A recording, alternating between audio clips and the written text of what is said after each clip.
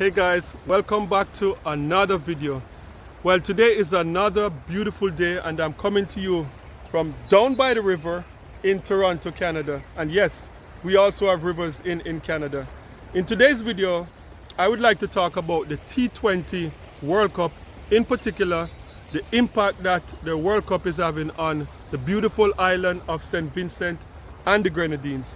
And before I get into it, I would like to show you a video of the newly renovated Arnottsville Stadium where St. Vincent will have hosted already 5 matches. So this stadium is newly renovated for over $38 million.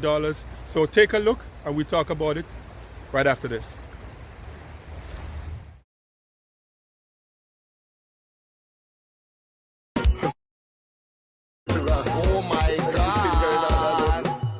Everybody dreams of go England, my dreams to go backward.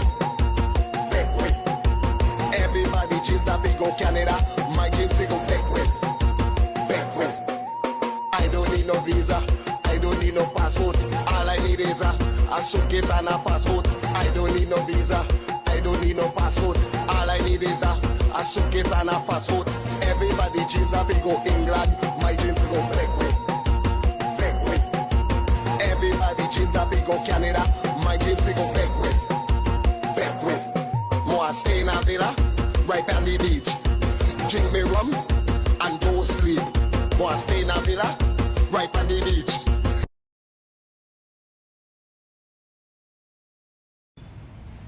Okay, so that was the newly renovated stadium. And I must say that is easily one of the most beautiful cricket stadium in the Caribbean. You know, just look at the view of the ocean, like, you know, just that panoramic view of the Caribbean Sea that you can see right from the stadium. Like some stadium in the Caribbean, they're like in the capital, you know, like in Jamaica where there's Sabina Park. You don't have that like magical view of the ocean and the mountains just like surrounding. And you know, I've been a cricket fan for a long time. I haven't been able to watch cricket much in recent times, but you know, back in the days, like a big cricket fan, like so much so like I have this official West Indies tie that I got about 28 years ago. Like this tie, 28 years old. I've had this tie and I got this tie, you know, when I was about 19, 20, and the West Indies had a game in Jamaica, a test cricket match in Jamaica with Australia. So I got this from Brian Lara himself, and 20 odd years later, 27, almost 28 years, you know, I still have this tie, you know, cherishing it. I don't even know if they use this tie anymore. You know, so for me, I'm just excited because I know the power of sports and the impact that it can have on the economy. And that is what I would like to talk about now in terms of, you know, newly renovated stadium costs, you know, $38 million. I know sometimes people will look and say, like, why is the government putting so much money, you know, in these facilities? But for example, when you look at this T20 2024, you know, I was crunching the numbers, the TV numbers. Based on my the information that I got, the numbers are down a bit. They're down by 8%. But these games in St. Vincent and the Grenadines, over 205 million people will view these games on TV. 205 million people.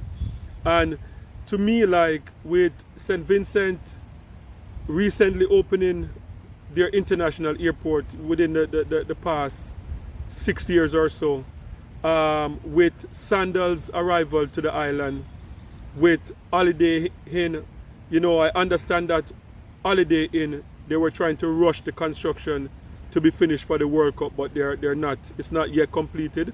But to see additional rooms on the island, to see flights coming from the USA on a daily basis, flights coming from London, flights from Toronto. I know like now it's like once per week, like straight flight from Toronto, Canada, with Air Canada.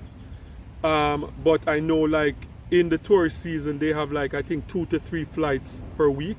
That's straight flight going into St. Vincent, plus Caribbean airline and all the other airlines that go from like a Barbados, a Trinidad, you know. So with these eyes on St. Vincent and the Grenadines, and I predicted with the arrival of Sandals that St. Vincent is going to be the next hotspot in the Caribbean.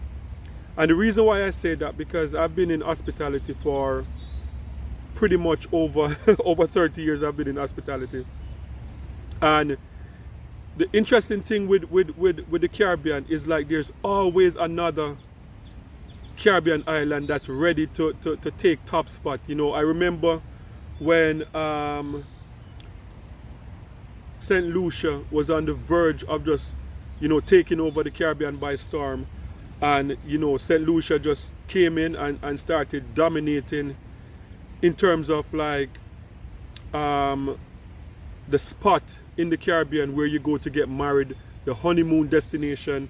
You know, St. Lucia, they have won, you know, prizes upon prizes like every year for like, you know, honeymoon wedding destination.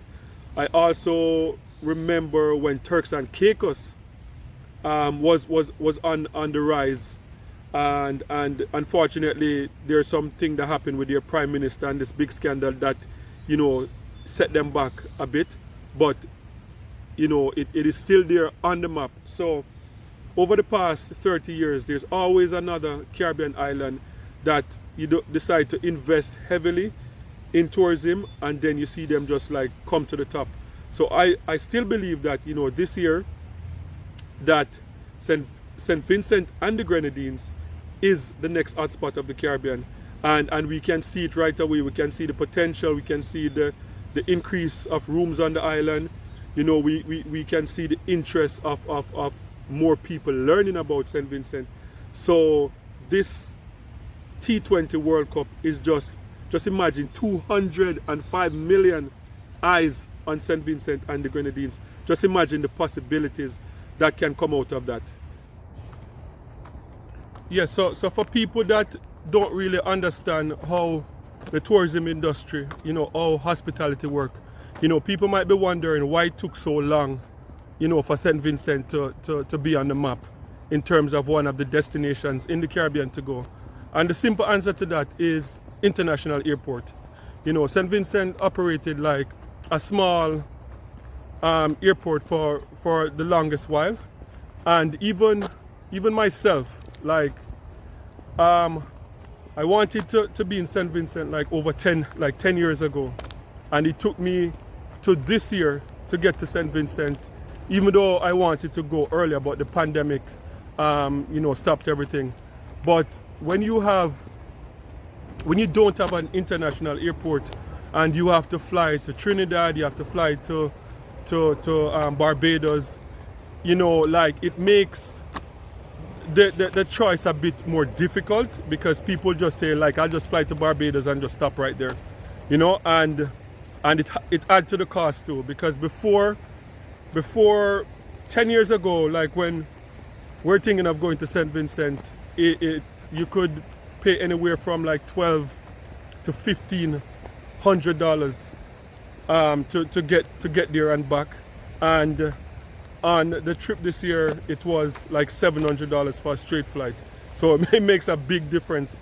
And you know, St. Vincent is one of these islands that it is surrounded by the sea, and it's like a paradise for people that like to snorkel, people that like spearfishing, you know, people that just love the ocean.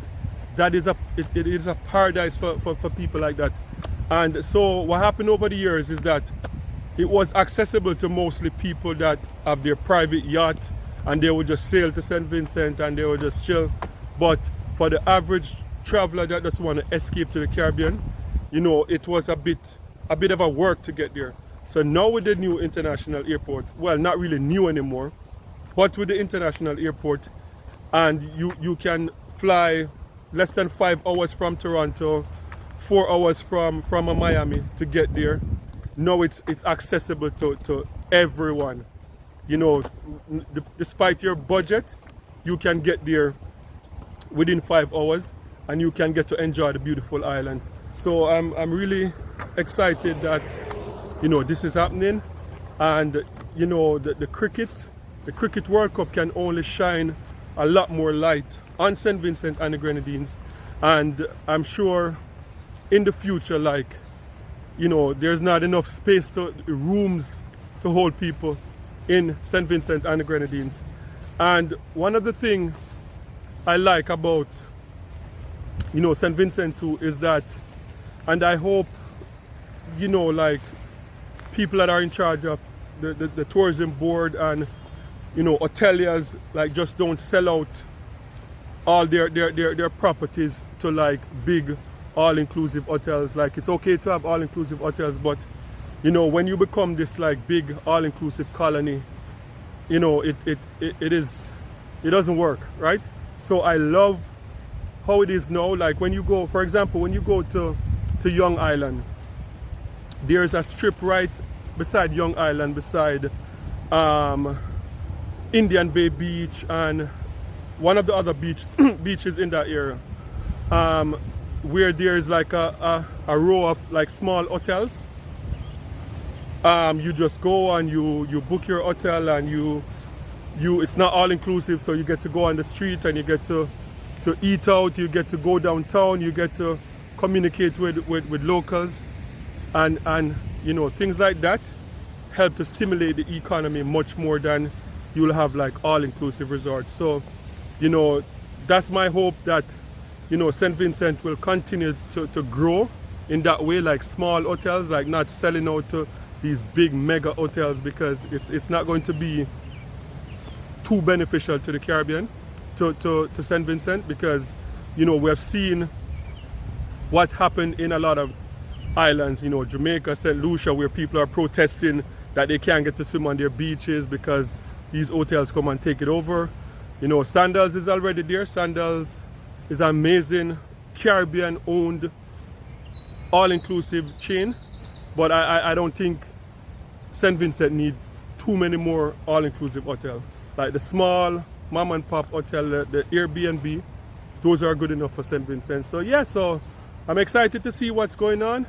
And, you know, if you're excited, you know, the way I'm excited about the buzz in St. Vincent and the Grenadines, you know, just leave your comment in the comment section.